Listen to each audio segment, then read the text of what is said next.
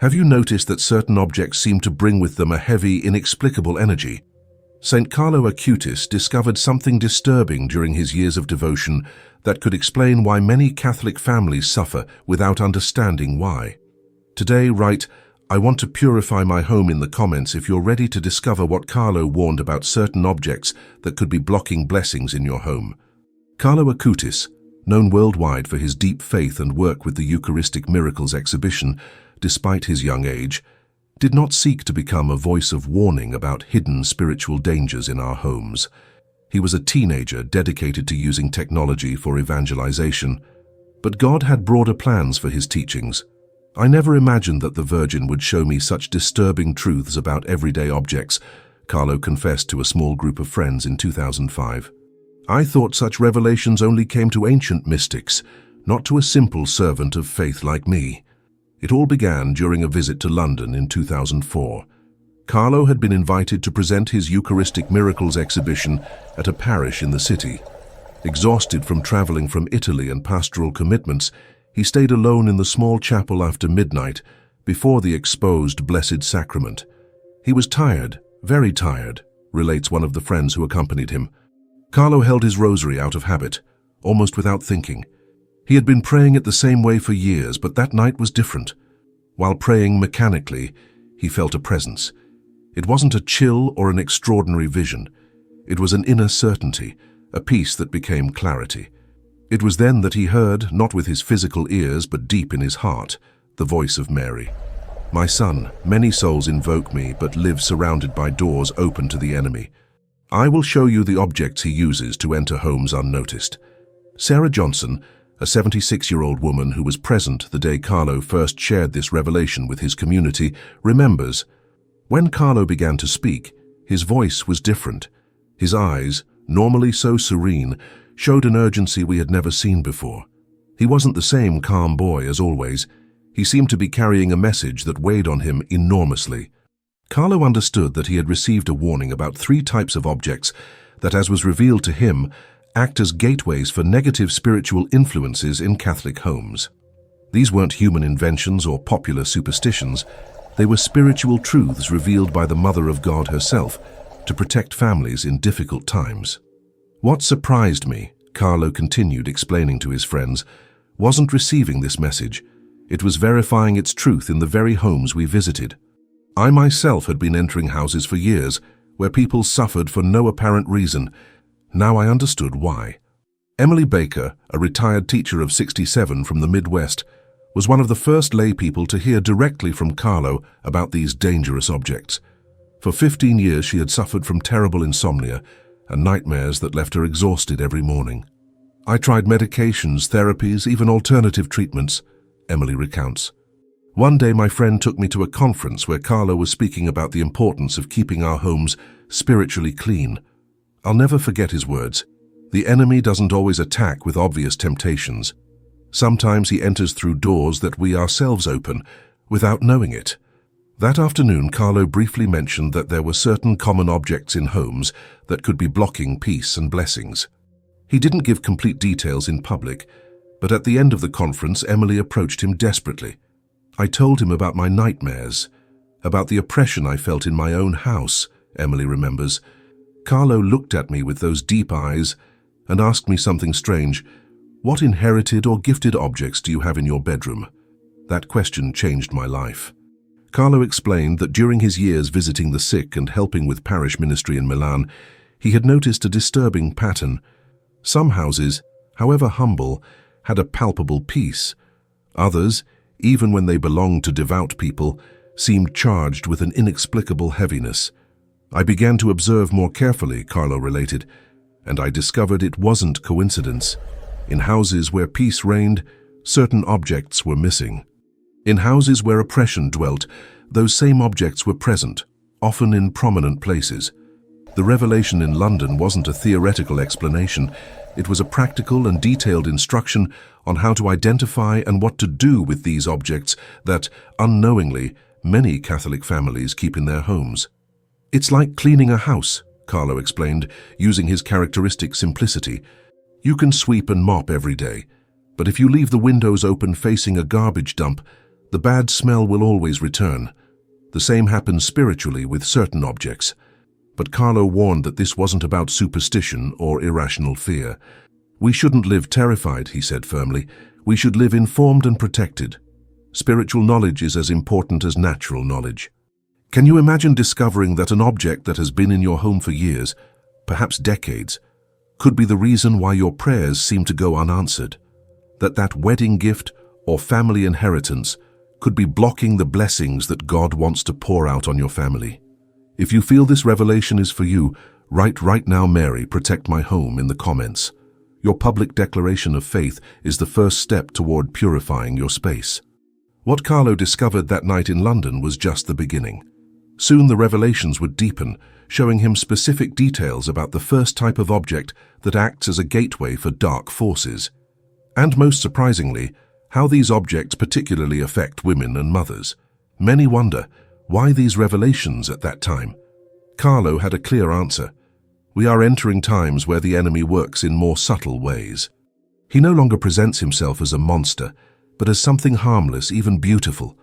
That's why heaven warns us. At 14 years old at that time, Carlo wasn't looking for controversy. His life was dedicated to spreading devotion to the Eucharist. But when he received this knowledge, he felt obligated to share it, although he knew many would misinterpret or reject it. Some will tell me I'm exaggerating, he confessed to his friends. Others will think I've fallen into superstitions. But I've seen too much unexplained suffering in devout homes to remain silent. If my words can help even one family, I will have fulfilled my duty. Margaret Wilson from the Northwest thought it was too late to change her situation. I had spent my whole life with an explosive temper. I fought with my children, with my neighbors. I went to confession, but kept falling back into the same patterns. It was my cross to bear, I thought. When her granddaughter showed her a pamphlet with Carlo's teachings on home purification, Margaret was skeptical. What would that Italian boy know about my life here in America, she thought. But something pushed her to keep reading. The pamphlet briefly explained that Carlo had identified 3 categories of dangerous objects, but without giving all the details. It only mentioned that the first had to do with objects that bring with them stories of others' pain. Margaret didn't fully understand, but decided to investigate more. Do you remember the last time you entered a house and immediately felt an inexplicable heaviness, that dense atmosphere that can't be explained in words but is felt in the spirit? Carlo discovered that in many cases, that oppression was directly related to certain objects present in the home. If you already feel that this teaching is touching your heart, write "Right now, I am ready for purification" in the comments. The first type of object revealed to Carlo arose from a direct experience he had during his second night of prayer in London. He had returned to the chapel, moved by what he had experienced the previous night. This time he wasn't tired. He was expectant. "I knelt before the Blessed Sacrament," Carlo relates in his personal notes, "and at that moment I felt as if a warm light enveloped me. It wasn't visible to physical eyes, but my soul could clearly perceive it. Then I heard again that inner voice, soft but firm. 'My son, I will show you the first type of door the enemy uses, objects that carry stories of pain.'" What followed was a precise instruction about something many Catholics do without thinking twice: receiving or keeping inherited or gifted objects without knowing their complete history. Laura Thompson, a 70-year-old widow from the Northeast, attended one of the first workshops where Carlo's friends shared this revelation in America. "I had in my bedroom an antique mirror inherited from my grandmother," she says. "It was beautiful with a gold frame. I never suspected it could be a problem." During the workshop, the friend who was teaching explained Carlo's words. Objects absorb the spiritual energy of their previous owners. A mirror, in particular, is like a window. It reflects not only the physical image, but can retain spiritual impressions of those who looked into it for years. Laura was shocked. Her grandmother had been a bitter woman who lived in constant conflict and died without reconciling with several of her children. "I had never connected my sleep problems with that mirror," she says. "But that same night, following the instructions we were given, I removed it from my room. I slept deeply for the first time in months." Carlo explained that antique mirrors, especially those that have belonged to multiple generations, are particularly susceptible to retaining negative influences. Not all mirrors are problematic, he clarified, but if a mirror belonged to someone who lived in grave sin, deep bitterness, or died in tragic circumstances, that object can become an entry point for spiritual oppression. The specific instruction Carlo received was clear. No antique mirror should be in a bedroom, especially where children or married couples sleep. If the mirror is more than 50 years old and its complete history is unknown, it should be blessed with water exorcised by a priest, or better yet, removed from the home. Once the problematic object was identified, Carlo taught a specific procedure. It wasn't simply about throwing it in the trash, which could transfer the problem to others. The correct process included several steps. First, pray a complete rosary in front of the object, asking the Virgin to cut any negative spiritual bond it may have. Second, sprinkle the object with holy water, while praying the prayer to Saint Michael the Archangel. Third, if possible, take the object to a parish to be blessed or exorcised by a priest. Finally, if the priest so recommends, destroy the object in a way that it cannot be used by anyone else. Most importantly, Carlo emphasized, is not to act with fear but with spiritual authority. We are children of God, and no object has power over us if we correctly invoke divine protection. Jennifer Davis from the South had inherited a full-length mirror from her mother. It was a beautiful piece, antique, with a carved mahogany frame, she describes. My mother had it in her bedroom for 40 years. When she died of cancer after years of suffering, I brought it to my house without thinking twice. 6 months after having the mirror in her bedroom, Jennifer began experiencing recurring nightmares. I dreamed that someone was watching me while I slept, she says. The presence always came from the direction where the mirror was. I would wake up with a pressure on my chest, as if something heavy was on top of me. When Jennifer heard Carlo's teachings about antique mirrors, she felt a shiver of recognition. I immediately knew I had to do something with that mirror, she says, but it made me sad because it was a memento of my mother. Following the instructions she had learned, Jennifer prayed the rosary in front of the mirror, sprinkled it with holy water, and then took it to her parish. The priest, initially skeptical, agreed to bless it. During the blessing, something strange happened. The father was saying the blessing prayers when suddenly the mirror cracked from top to bottom, Jennifer relates, her voice still amazed. A perfectly straight crack appeared in the glass without anyone touching it. The priest and I looked at each other without words. The priest, impressed by what had happened, recommended to Jennifer that she completely destroy the mirror. He told me that crack was a sign that there had been something really problematic with that object, she says. We took it to the church patio and broke it into small pieces. That night, for the first time in months, I slept without nightmares. Carlo explained that mirrors weren't the only objects in this first category, but they were the most common and dangerous.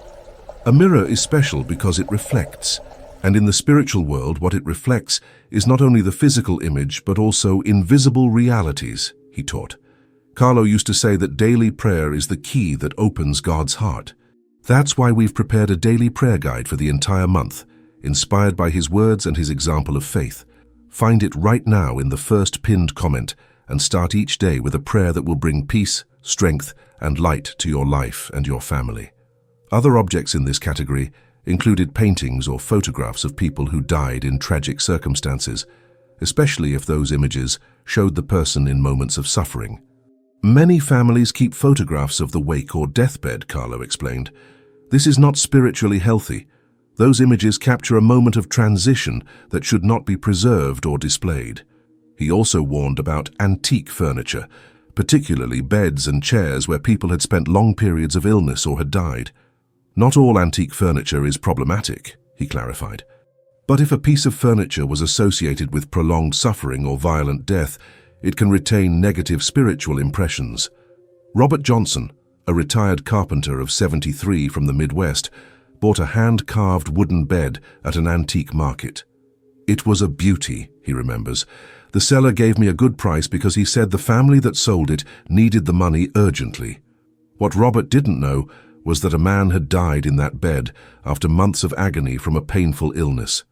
Since I installed that bed in my bedroom, he says, I began having unexplained pains throughout my body. Doctors couldn't find anything wrong, but I woke up every morning feeling as if I had been beaten. When his wife heard her talk about Carlo's teachings, she immediately connected Robert's pains with the antique bed. "At first I resisted," admits Robert. "I had paid good money for that bed, but the suffering was so great that I finally agreed to get rid of it." Following the recommended procedure, the couple prayed over the bed, blessed it with holy water, and finally burned it in their yard. "The next day," says Robert amazed, "I woke up without pain for the first time in months. My wife was right. Carlo was right." Do you have any antique mirror in your home? Any photograph of a loved one taken on their deathbed? Inherited furniture whose complete history you don't know? These could be the gateway allowing spiritual oppression to enter your home. Take a moment right now. Close your eyes and ask yourself, what antique objects in my house give me a strange feeling when I look at them? Is there any corner of my home that always feels heavy, cold, or uncomfortable? Write now in the comments, "I will purify the objects in my home," if you want to begin this path of spiritual cleansing. Your public declaration will be the first step toward a truly blessed home. Carlo warned that we should not act with paranoia, examining every object with unhealthy suspicion. "Let's use discernment," he said. "If an object brings us peace and good memories, it's probably fine. If an object disturbs us, takes away our sleep, or simply produces an inexplicable feeling of discomfort, then we should examine it more carefully." He also taught that home purification should be done with faith, not fear.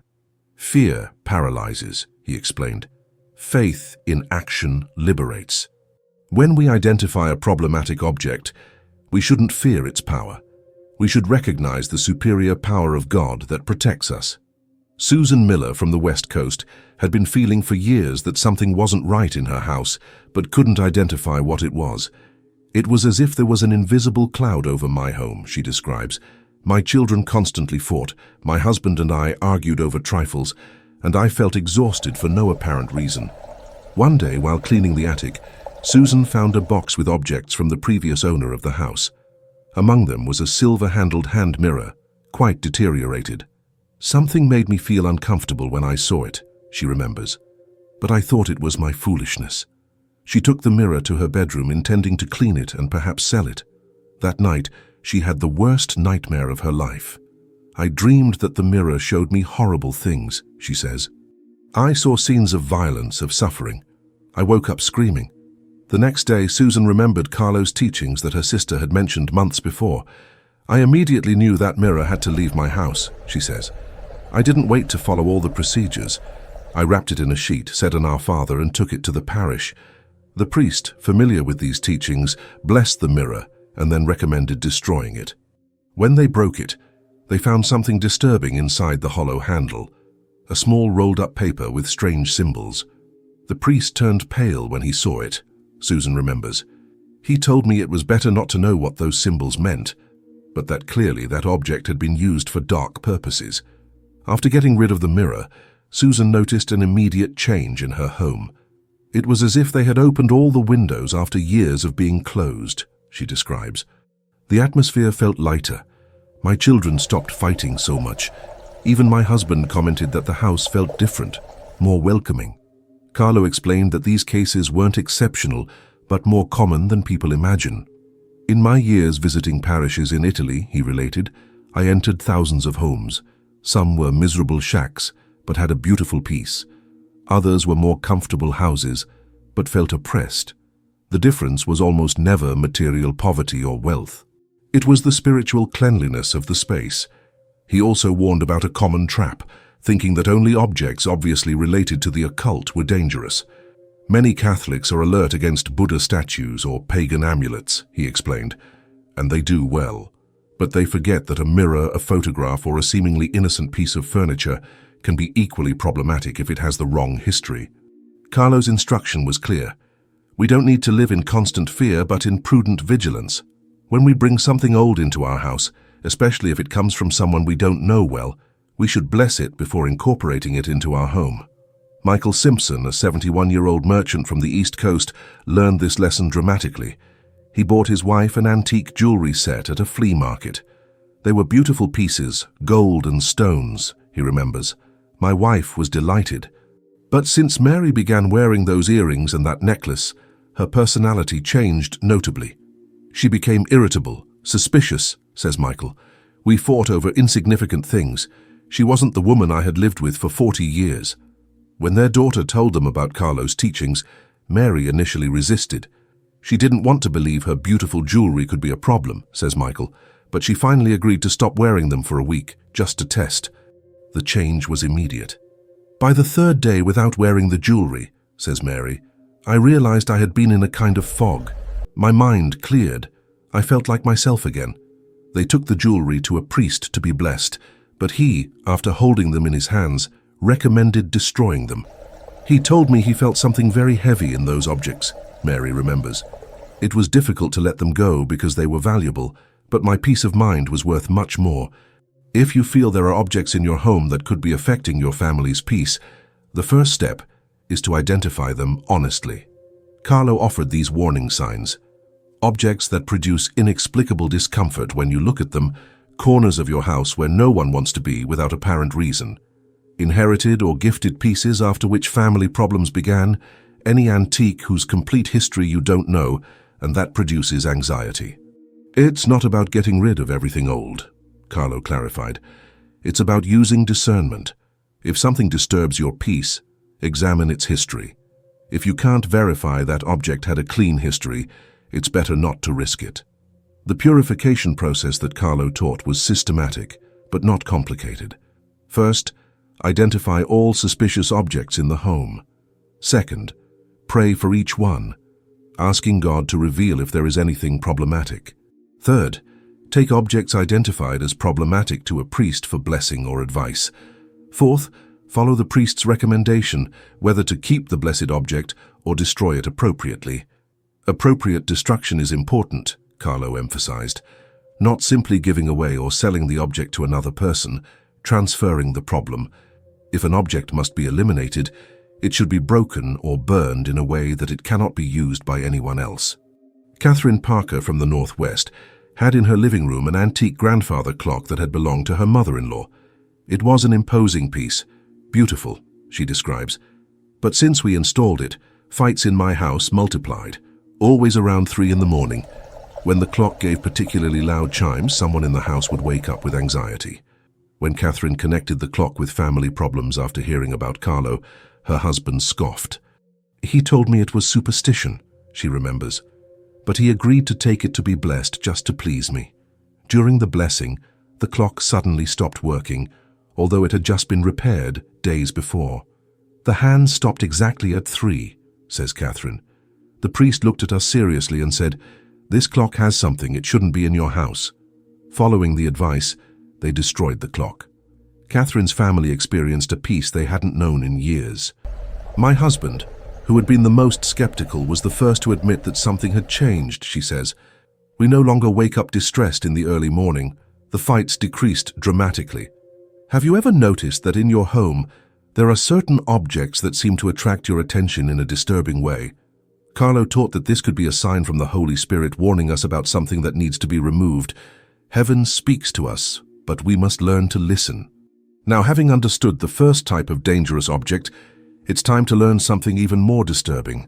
Carlo discovered during his work with his Eucharistic exhibition a second type of object that is particularly insidious because many Catholics bring it into their homes without the slightest suspicion of danger, even believing they are doing something good. And we'll discover the extraordinary case of a family whose son became seriously ill until they identified this hidden object in their own house. Have you ever brought into your home something that seemed beautiful and beneficial, only to discover later that it brought with it inexplicable problems? Carlo Acutis identified a second type of object that is particularly deceptive because it disguises itself as something spiritual or even religious. If you feel concern about religious objects in your home, write right now, "I need discernment" in the comments. This declaration of humility will open your mind to truths that might surprise you. The second category of dangerous objects was revealed to Carlo during an experience that left him deeply moved. He was visiting a poor family in the suburbs of Milan in 2005 when he noticed something disturbing. The family was devout, had religious images all over the house, but the atmosphere was heavy, oppressive. It was strange, Carlo relates in his notes. This family prayed the rosary daily, went to Mass, They were good people, but there was a darkness in that house that I couldn't explain. While praying with them, Carlo's gaze fell on a statue of a saint he didn't recognize. It was a dark figure with strange features that the family had bought in a local market, thinking it was a Christian image. When asked about it, the family explained that a traveling vendor had assured them it was a very powerful saint for good luck. At that moment, I felt a strong inner inspiration, says Carlo. The Virgin made me understand that many objects that seem religious are not at all, or worse, they are distortions of the true faith. Thus, Carlo discovered the second type of dangerous object: false, distorted or syncretic religious images or statues that mix Catholic faith with pagan or superstitious beliefs. Grace Sullivan, 65, from the Midwest, had in her home a collection of saint statues she had accumulated over decades. I thought the more saints I had, the more protected I would be, she says. I bought statues in markets, on trips, wherever I found them. When her youngest son, Robert, began having terrible nightmares and strange behaviors at 5 years old, Grace didn't connect this with her statues.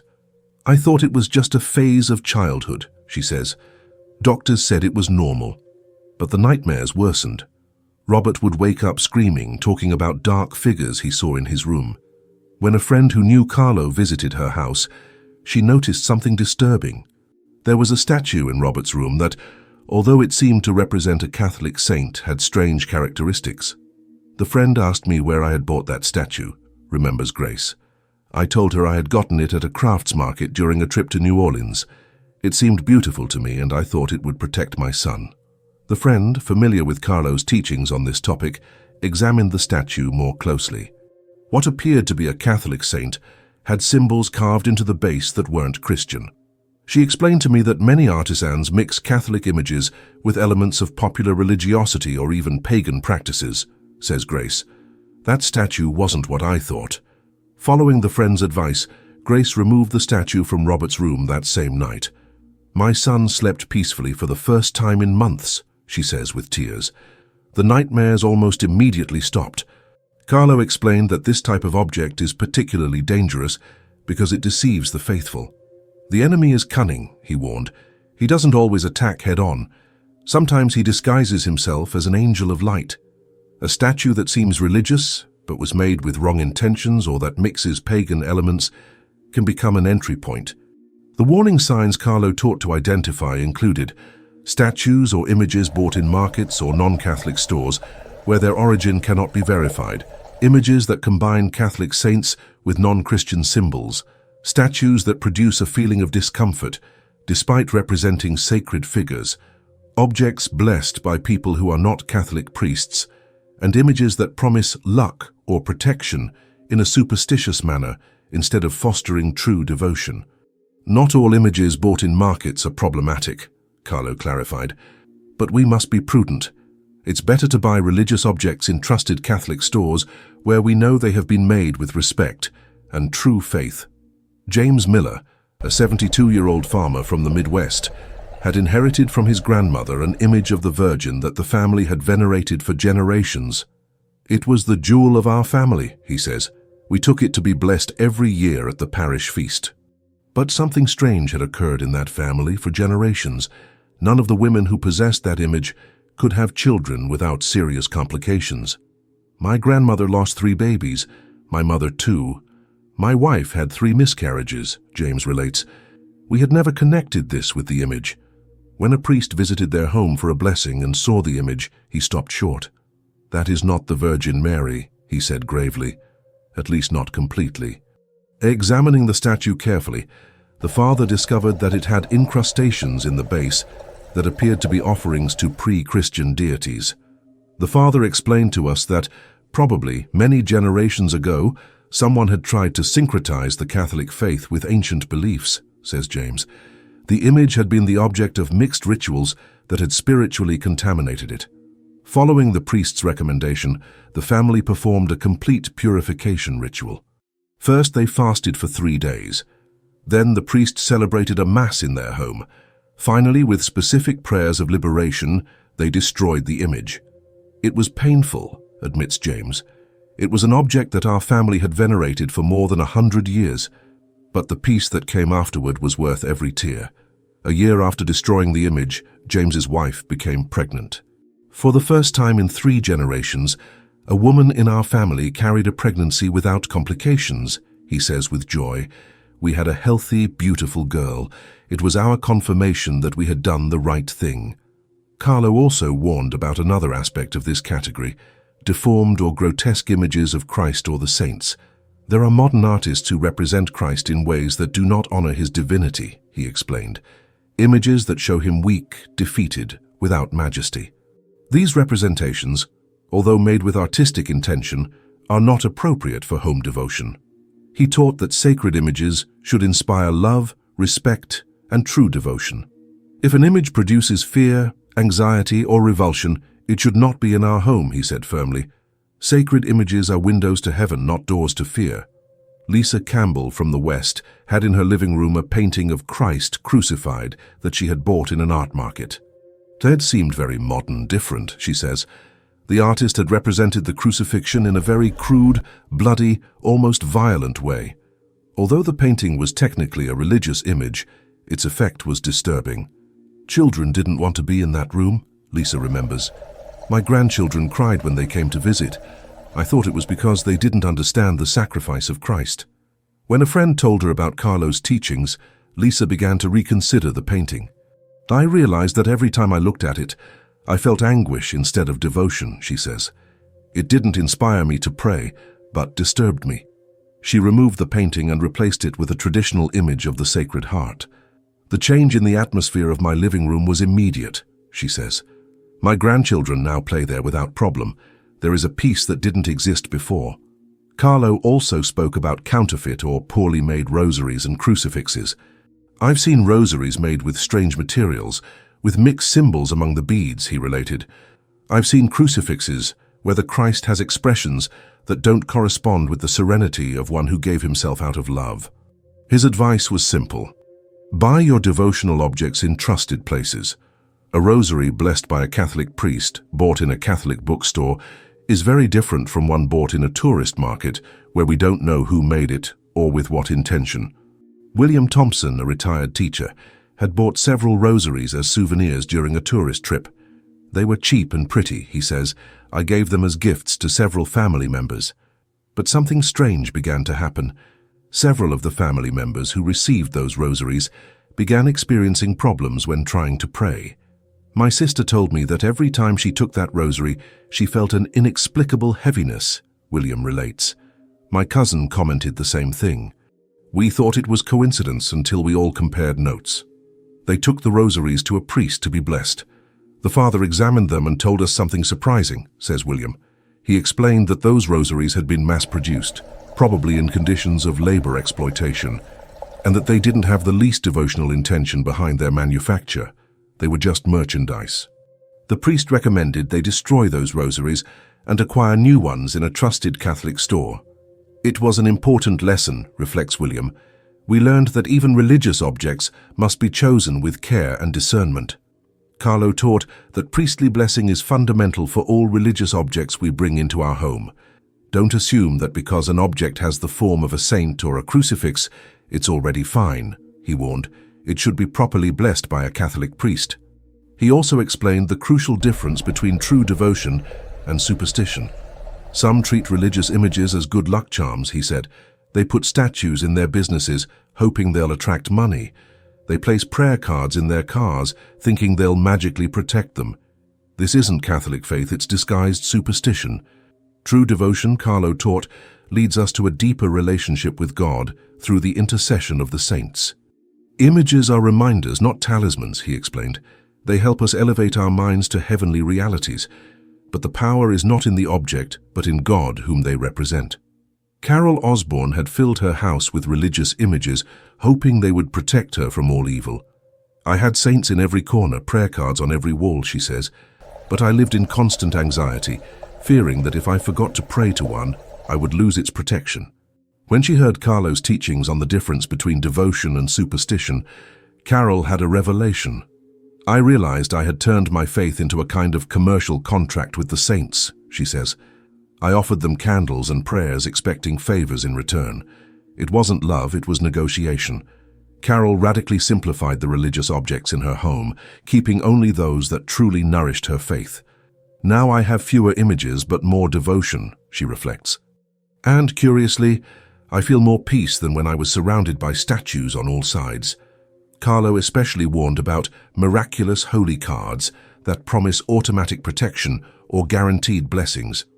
I've seen cards that promise that whoever carries them will never suffer accidents or never have economic problems, he related. This is false. God doesn't promise us a life without suffering. He promises us His presence in the midst of suffering.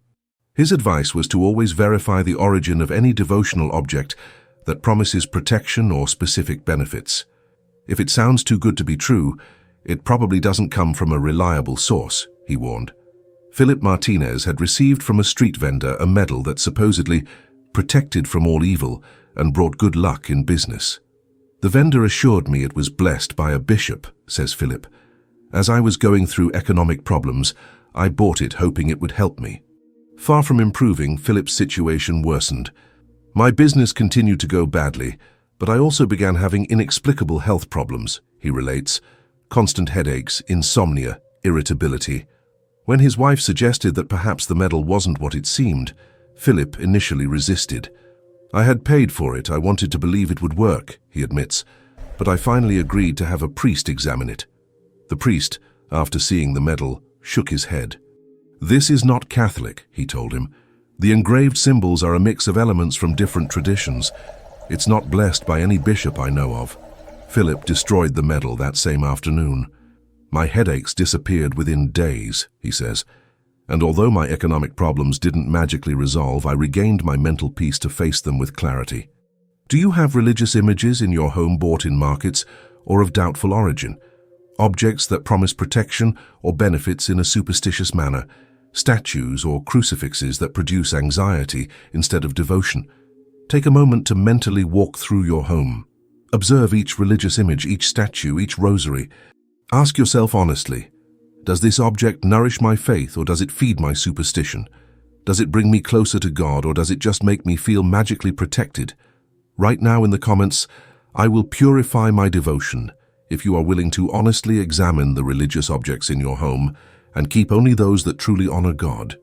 Carlo taught that the purification of these objects requires not only physically removing them, but also sincere repentance if we have fallen into superstition.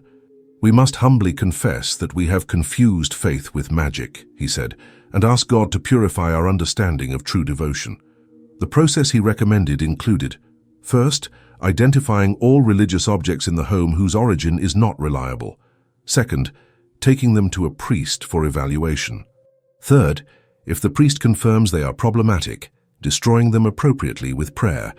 Fourth, replacing them with authentic religious objects purchased in trusted Catholic places and properly blessed.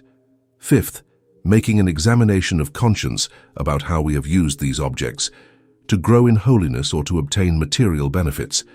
Mary Sanders from the Midwest carried out this process with the guidance of her parish priest.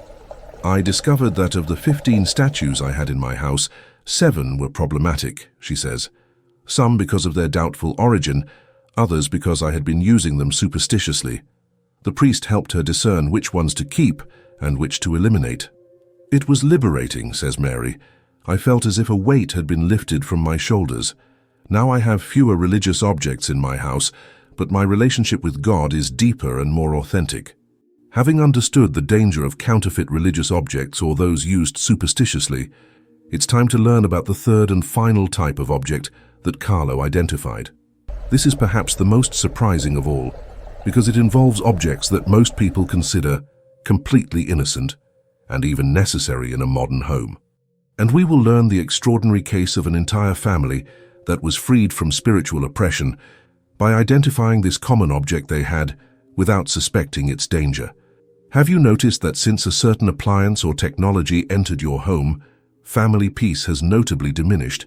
Carlo Acutis identified a third type of object whose danger is so subtle that most Catholic families don't recognize it until it's too late.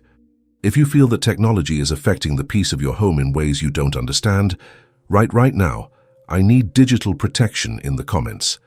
The third and final category of dangerous objects was revealed to Carlo during his last years of life in the early 2000s, when he began to observe worrying changes in the families he visited. Modern technology was massively entering homes, and with it, new forms of spiritual oppression that few recognized. "I was visiting a middle-class family in Milan," Carlo relates in one of his last recorded interviews in 2005.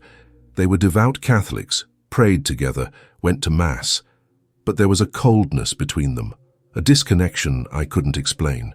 During the visit, Carlo noticed that the family had a large television in the main room, constantly on. "Even while we were talking, the TV was on with the volume turned down," he says. "No one was looking at it directly, but everyone gave it occasional glances. It was as if that device was the real center of the home." At that moment, Carlo received a clear inspiration. "The Virgin made me understand that devices that bring images and sounds into the home can become gateways for negative influences, not because of the technology itself, but because of the content they transmit and the way they dominate the family's attention." Thus, Carlo identified the third type of dangerous object: technological devices, especially televisions and later computers, when used without discernment and allowing immoral or violent content to freely enter the home. Deborah Wilson from the Midwest had noticed a dramatic change in her family since they installed cable TV in their house.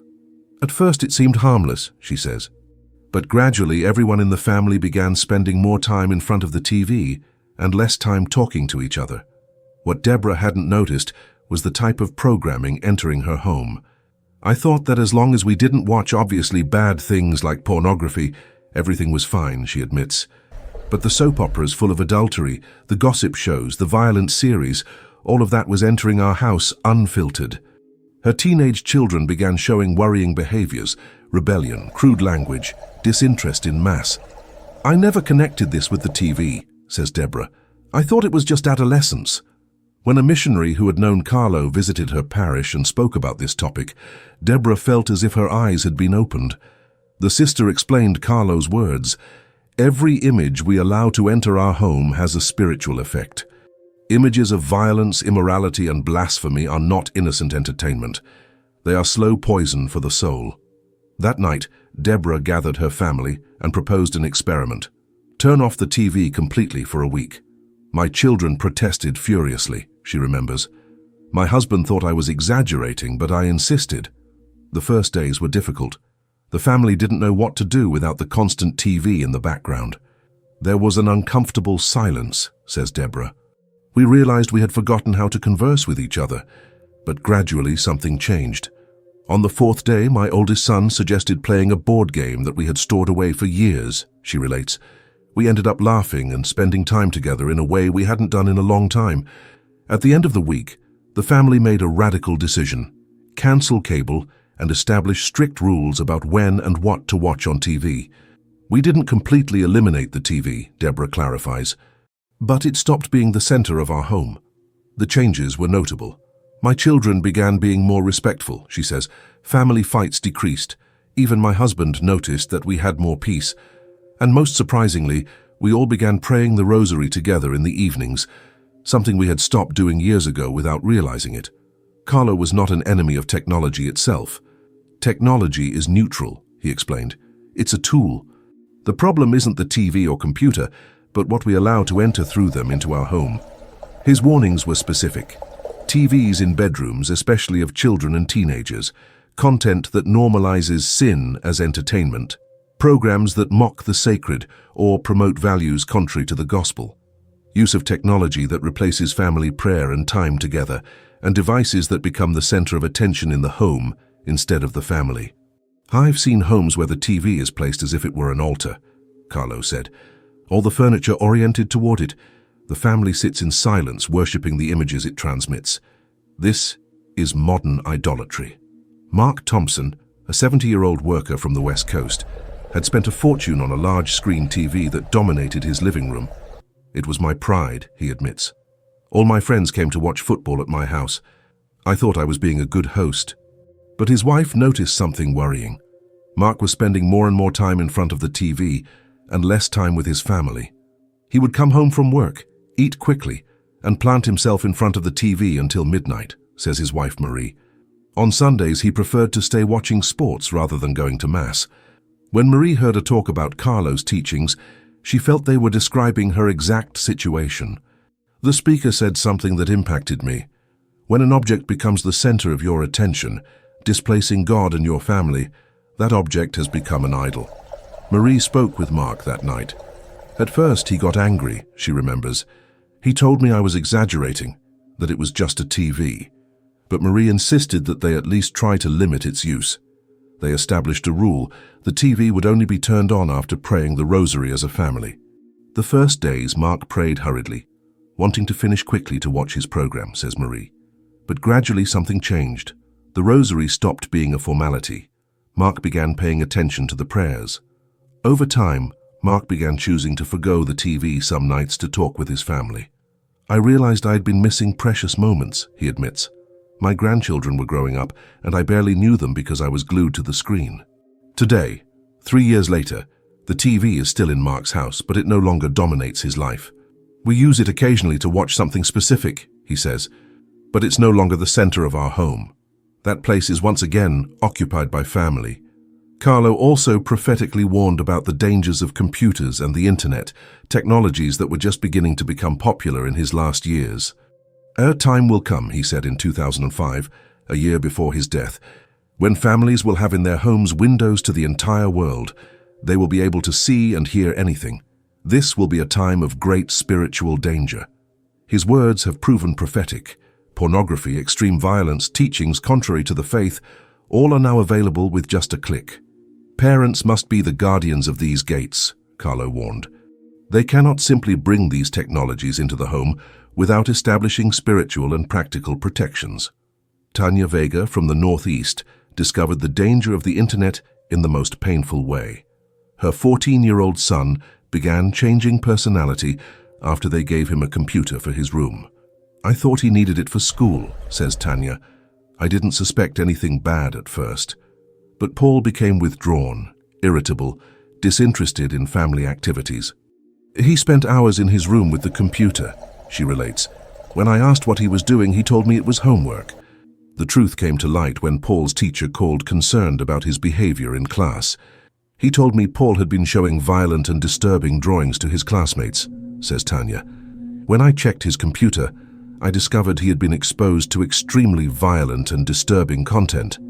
Tanya immediately removed the computer from Paul's room. "He got very angry," she remembers. "He seemed addicted. He screamed, cried, said I didn't understand." With help from her parish priest, Tanya established new rules. The computer would be placed in a common area of the house with internet filters installed and could only be used under supervision. It was a battle, she admits. Paul resisted for weeks. But gradually, Paul began recovering his previous personality. The violent content he had been exposed to had profoundly changed him, Tanya explains. But when we cut off his access to that and began praying intensely for him, the darkness began to recede. Today, 5 years later, Paul is a healthy and devout young man. "He has thanked me for intervening," says Tanya with tears. "He told me he felt trapped in something he couldn't control and that he needed someone to rescue him." Carlo taught that spiritual protection of the home in the technological era requires specific measures. Never placing TVs, computers, or devices with internet in the bedrooms of children or teenagers. Establishing limited schedules for technology use, making sure it doesn't displace prayer and family time. Using internet filters and parental controls on all devices. Blessing technological devices with holy water and specific prayer, asking that only good content enter through them. And making family rosary a non-negotiable daily practice that precedes any recreational use of technology. "We cannot simply bring the secular world into our home unfiltered," Carlo warned. "We must be vigilant guardians of what we allow to enter. Every image, every sound, has an effect on the soul, especially on young and impressionable souls." Matthew Davis from the Midwest had established in his home a practice that Carlo would have applauded. "We bless our TV and computer every year on the Feast of the Epiphany," he says. "We use holy water and pray a specific prayer, asking that only what honors God enter through these devices." He also established what he calls the weekly technological fast. Every Friday from 6 in the evening until Saturday morning, We turn off all electronic devices, he explains. It's our special family time, without distractions. Matthew's children, now adults, are grateful for this practice. It taught us not to be slaves to technology, says his eldest daughter. We learned that we can live without being constantly connected to a screen. Carlo also warned about a more subtle aspect, the way technology can create a false sense of connection while destroying real connection. I've seen families sitting together at a table, each looking at their own device, he said. They are physically together, but spiritually isolated. This isn't communion, it's fragmentation. Constance Nunez from the East Coast experienced this reality. I thought we were a united family, she says.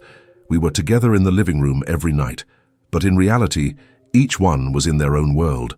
My husband on his tablet, my children on their phones, me on my computer.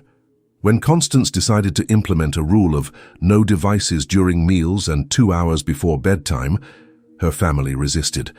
We all complained at first, she admits. But after the first week, something beautiful began to happen. We started conversing again.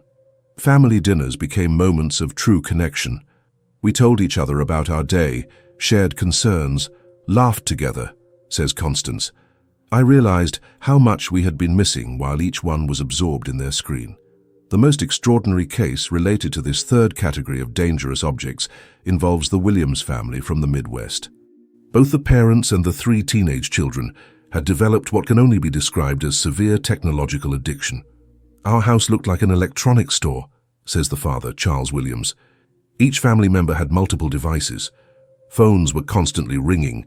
Conversations were interrupted by notifications. We had completely lost our peace. The worst part was that the content entering through these devices was progressively more problematic. My children were watching series full of immorality, admits Charles. My wife was obsessed with social networks where gossip and criticism circulated. I spent hours watching videos of dubious content. The family was spiritually dying despite considering themselves Catholic. We went to Mass on Sundays out of obligation, says Charles, but our hearts were far from God. We were more connected with our screens than with Him. The breaking point came when their youngest daughter, 12 years old, began showing signs of severe depression. We found she had been being bullied on social networks, says Charles with pain. But additionally, she had been exposed to content about self-harm and suicide. Terrified, Charles and his wife sought help. A Catholic counselor told them about Carlo's teachings on home protection in the digital era. He told us something that shocked us. You have allowed the enemy to establish operating bases in every room of your house. Each unsupervised device is an open door. The family took drastic measures. They eliminated all personal devices from the bedrooms. They cancelled the internet at home, except on one family computer located in the living room. They established strict schedules without technology, and they began praying the rosary together every night without exception. The first months were hell, Charles honestly admits.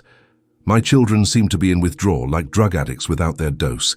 There were screams, fights, door slamming. We were on the verge of giving up several times.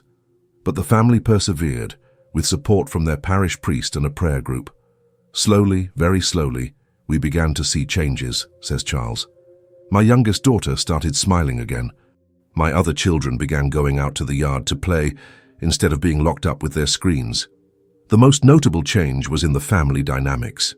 We became a real family again, Charles says with emotion. We converse, play board games, go out walking together. We rediscovered the pleasure of simply being present with each other. 3 years later, the Williams family maintains their strict technological rules. My children are now young adults, says Charles, and they constantly thank me for having been firm. They tell me their friends are enslaved to their devices, but they learn to be free. Carlo taught that the battle against the negative influence of technology requires constant vigilance. It isn't enough to establish rules once, he warned. The enemy is persistent. He will find new ways to enter. We must be equally persistent in our vigilance. His recommendations included making a monthly assessment of the content entering the home through technology, having regular conversations with children about what they are seeing and hearing, never giving children unsupervised access to the internet, establishing clear consequences for inappropriate use of technology, and above all, personally modeling healthy use of technology. Parents cannot ask their children to limit their use of technology if they themselves are constantly glued to their phones, Carlo said with his characteristic clarity. We must be living examples of the freedom we want for our children. Beatrice Morris from the Midwest discovered this truth when her teenage daughter pointed out her hypocrisy. "Mum, you scold me for being on my phone, but you're on yours all day," her daughter told her. "Those words hurt me because they were true," admits Beatrice. That confrontation led Beatrice to examine her own use of technology. "I realized I was addicted to social networks," she confesses. "I checked my phone every 5 minutes. I interrupted conversations to answer messages. I had lost the ability to be present." Beatrice made a radical decision to fast from social networks for 40 days. "It was harder than I imagined," she admits. "I felt constant anxiety, as if I were missing something important." But at the end of the 40 days, Beatrice had experienced a transformation. "I realized how much time I had been wasting on things that didn't matter," she says. "How many hours I could have spent with my family in prayer doing truly meaningful things." When her daughter saw the change in her mother, she too decided to limit her use of technology. "I didn't have to scold her or establish rules," says Beatrice. "My example was enough." She saw it was possible to live another way and chose to follow that path. Carlo also warned about a particularly insidious final aspect of technology, how it can be used to move people away from the faith. There is content on the internet specifically designed to sow doubts about God, to mock the church, to make the immoral seem normal, he said. Young people are particularly vulnerable to this influence. Henry Ramirez from the Southwest lived this nightmare when his 16-year-old son announced he no longer believed in God. "I was frozen," Henry remembers. "I asked him what had happened. He told me he had been watching videos on the internet that demonstrated religion was a deception." Henry discovered that his son had been consuming for months content from militant atheists who systematically attacked the Catholic faith. "The problem was that my son didn't have the intellectual tools to respond to those arguments," explains Henry, "and we as parents had been negligent in his faith formation." With help from his parish priest, Henry began a process of spiritual reconquest of his son. It wasn't easy or quick, he admits. It required many conversations, much prayer, and seeking solid Catholic resources that would respond to my son's doubts. Additionally, Henry established rules about the type of content that could be seen in his house. "I told my son, this is a Catholic home. Just as I wouldn't allow you to bring pornographic material, I also won't allow you to bring anti-Christian propaganda," he says. It was a hard line, but necessary. Gradually, with patience and constant prayer, Henry's son began reconsidering his rejection of the faith. "It wasn't an instant return," explains Henry, "but little by little, the seeds of faith that we had planted since his childhood began to germinate again. Today, that young man is a committed Catholic who helps other young people who struggle with doubts of faith. He thanks me for not having given up," says Henry with tears, "for having fought for his soul when he himself was giving it up without realizing it." Do you have TVs in your children's bedrooms? Unsupervised internet access? Devices that consume more time and attention than prayer and family? These could be the modern objects that are stealing peace from your home and moving your family away from God. Take a moment now to honestly evaluate the role that technology plays in your home. It's not about completely eliminating it, but about submitting it to Christ's lordship, to convert it from idol to tool. Write now in the comments, "I will submit my technology to Christ," if you are willing to establish healthy limits and spiritual protections on technological devices in your home. Carlo taught that the final and most powerful protection against all these dangerous objects is the consecration of the home to the Sacred Heart of Jesus and the Immaculate Heart of Mary. "A consecrated home is a protected home," he said. "The doors are sealed against the enemy." The consecration ritual that Carlo recommended was specific and solemn. It should include the presence of a priest if possible, the blessing of each room with holy water, the enthronement of an image of the Sacred Heart in a central place of the home, and the family commitment to live according to gospel values. But consecration is not a magical act that automatically protects us, he warned. It is a commitment that must be renewed each day with our actions. A consecrated home is a home where Christ truly reigns, not just in an image on the wall but in the hearts of those who inhabit it. The Lopez family from the Northwest experienced the power of this consecration.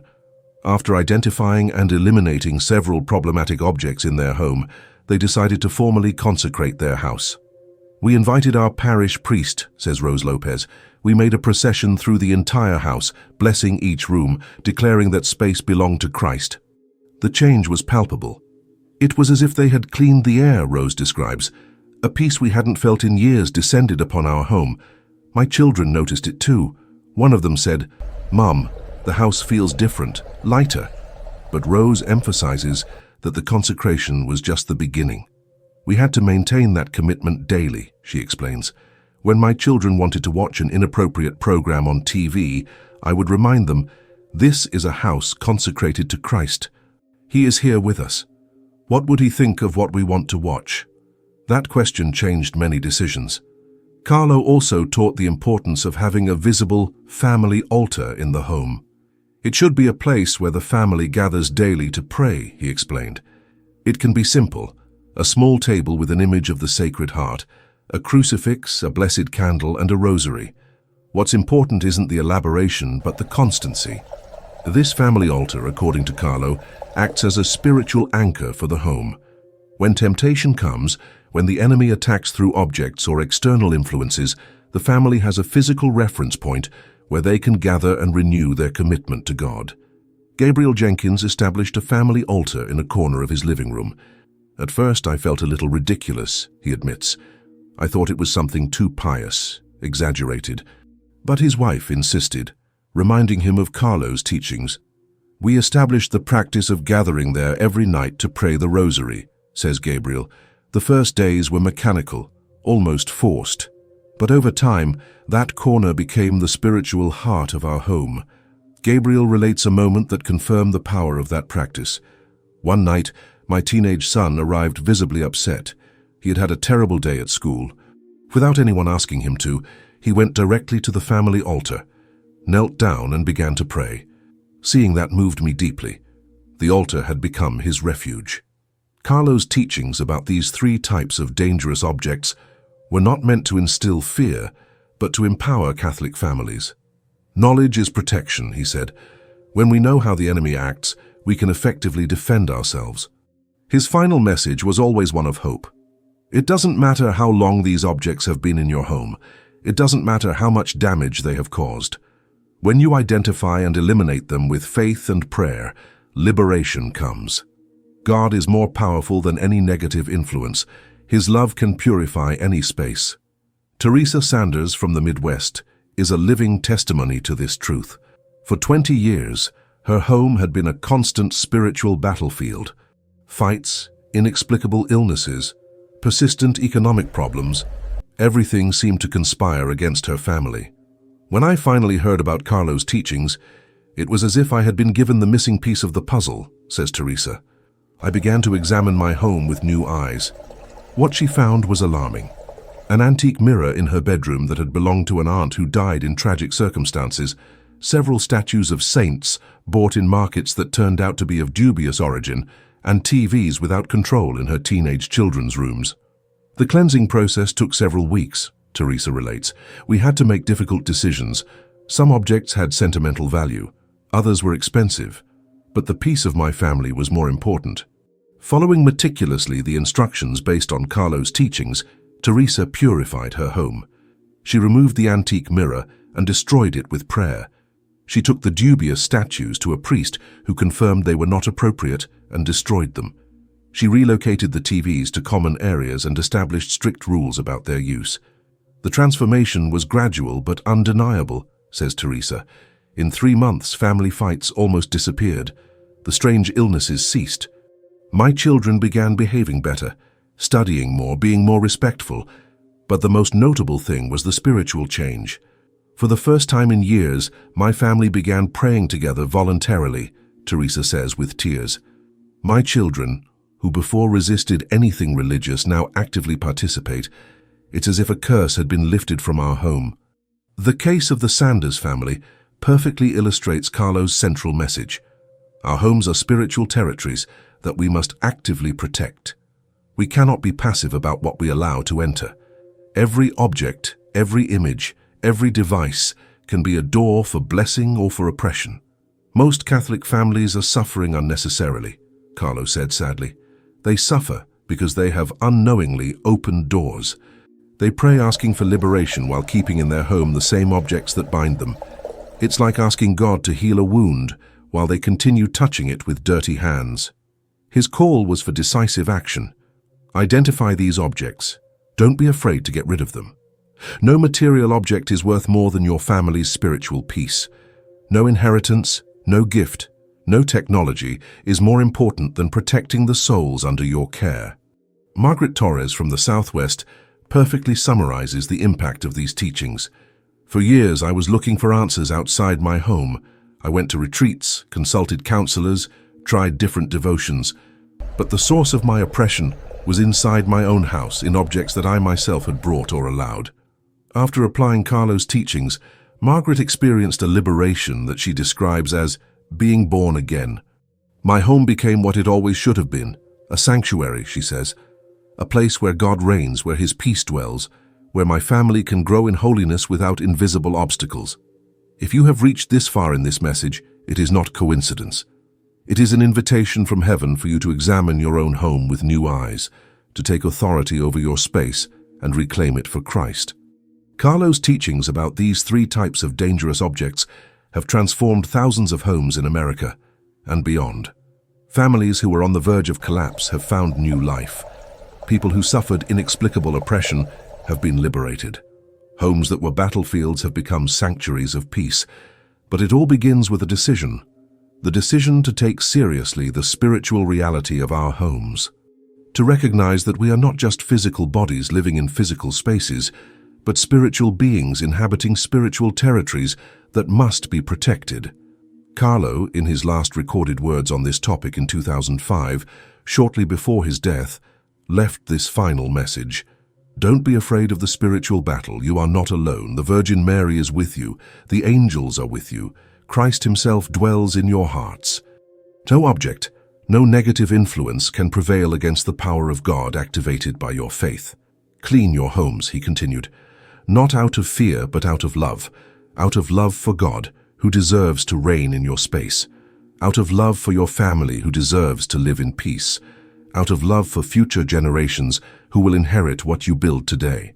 And remember, he concluded, a spiritually clean home is a home where God can work freely, where prayers are heard with clarity, where blessings flow without obstacles, where the family can grow in holiness without invisible chains holding them back.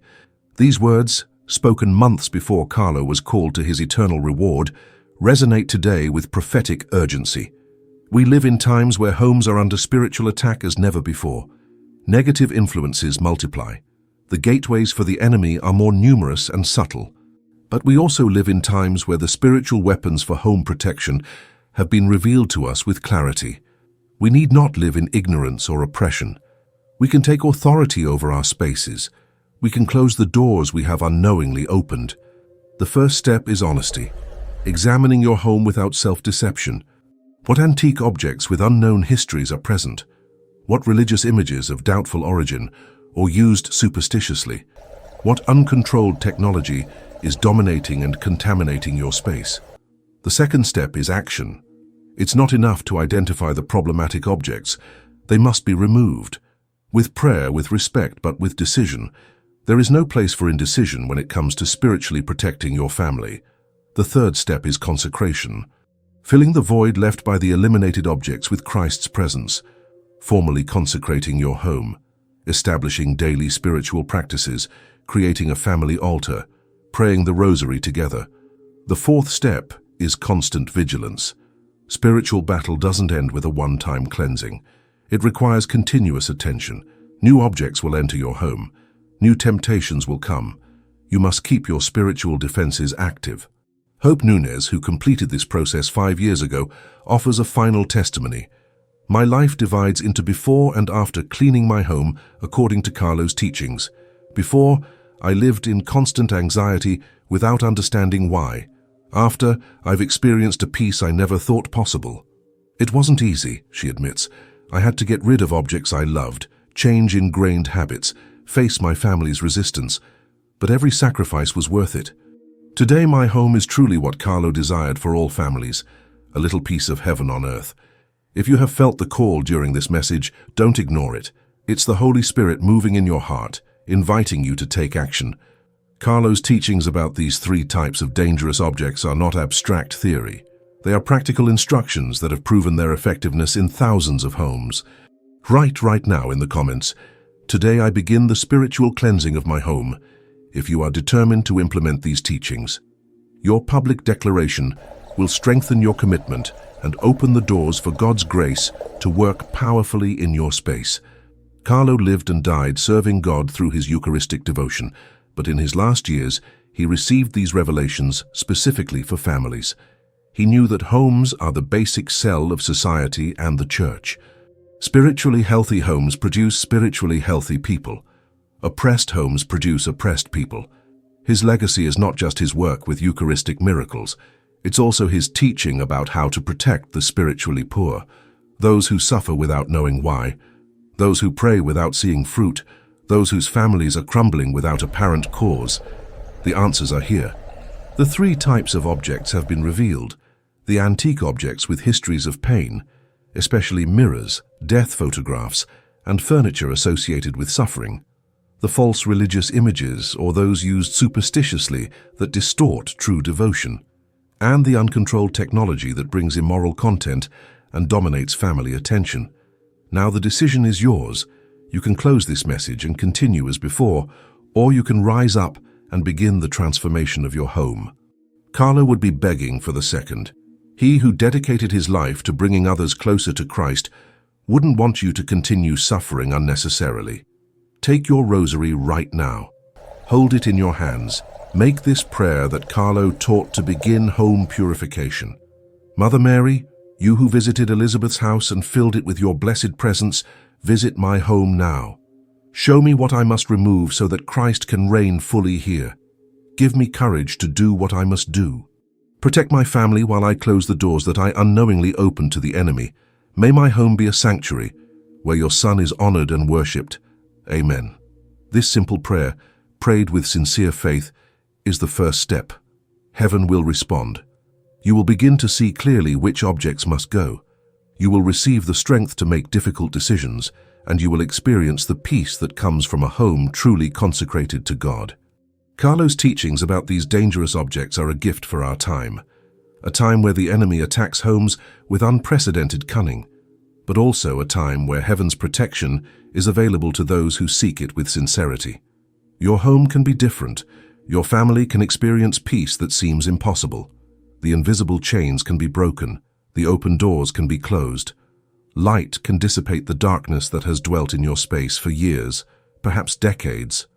It all begins today. It all begins with you. It all begins with the decision to take these teachings seriously and act on them. Carlo from heaven is interceding for every family that hears this message and takes action. The Virgin Mary is waiting to help you clean your home and convert it into what it always should have been, a reflection of the heavenly home, a foretaste of the eternal dwelling where there is no darkness, but only light. Wait no more. The battle for your home begins now. And with the weapons that Carlo has revealed to us, it is a battle that can be won. Your family deserves it, God desires it, and you have the power, through your faith and your action, to make it happen. Carlo reminded us that daily prayer opens God's heart. Find the daily prayer guide in the first pinned comment and start today. May the Sacred Heart of Jesus reign in your home. May the Immaculate Heart of Mary protect it. And may CARLO ACUTIS' intercession guide you on this path of purification and liberation. Amen.